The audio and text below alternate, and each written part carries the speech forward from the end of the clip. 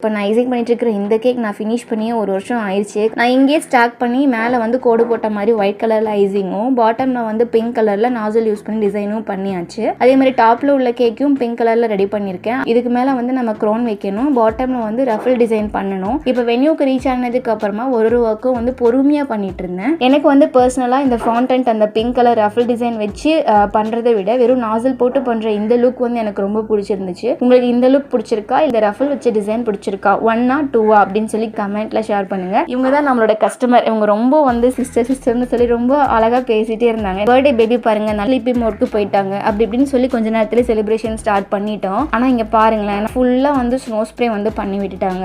எல்லார் மேலேயும் வந்து ஸ்னோ ஸ்ப்ரே தான் இருந்தது. அதெல்லாமே கிளீன் பண்ணி முடிச்சுட்டு கேக் கட்டிங் எல்லாம் பண்ணி முடிச்சதுக்கு அப்புறம் நானே கேக்கை வந்து அழகா பீசஸ் போட்டு நான் பிளேட்டிங் வந்து பண்ணியிருந்தேன். ஆனா இப்பெல்லாம் வந்து நான் அந்த மாதிரி பிளேட்டிங் பண்ணி நான் சர்வ் பண்றது இல்லை. ஏன்னு சொல்லி நான் நெக்ஸ்ட் வீடியோ ஷேர் பண்றேன். Take care, by.